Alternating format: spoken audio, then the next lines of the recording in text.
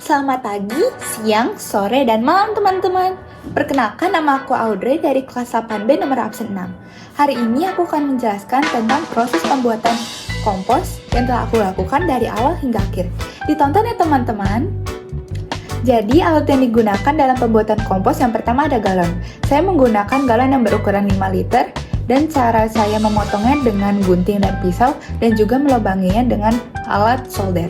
Yang kedua, dalam pembuatan kompos saya menggunakan sekop kecil.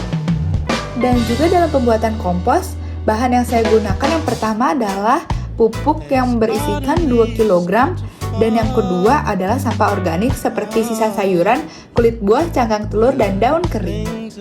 Berikut ini adalah langkah pertama yang saya lakukan dalam pembuatan kompos. Sebelumnya, saya sudah memotong dan melubangi galon mineral tersebut. Lalu, sekarang saya sedang memotong dedaunan untuk saya masukkan ke dalam galon mineral tersebut dengan campuran tanah. Berikut adalah langkah yang kedua yang saya lakukan dalam pembuatan kompos, yaitu memotong dedaunan untuk saya gunakan dalam pembuatan kompos.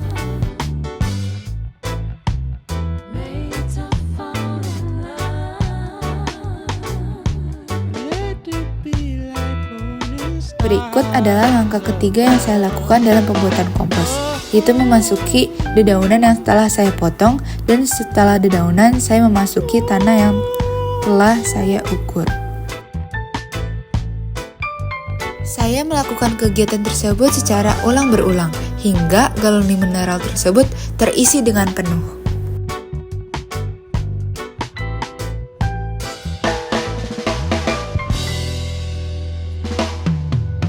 Berikut adalah hasil dari beberapa hari setelah saya melakukan pembuatan kompos dengan langkah yang pertama, yang kedua, dan yang ketiga.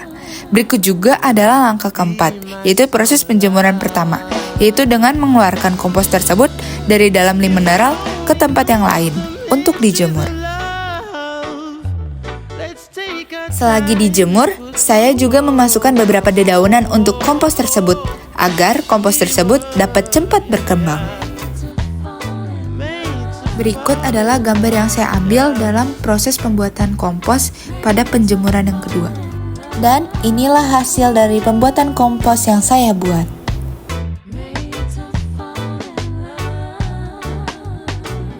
Kendala yang saya hadapi saat pembuatan kompos adalah pertama, banyak semut, yang kedua, bau tidak sedap, dan yang ketiga, sangat membuat badan kita kotor.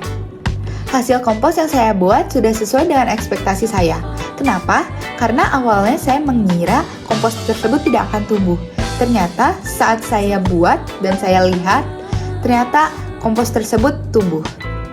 Manfaat yang bisa saya ambil dari kegiatan pembuatan kompos ada 3. Yang pertama, harus sabar dalam melakukan kegiatan tersebut.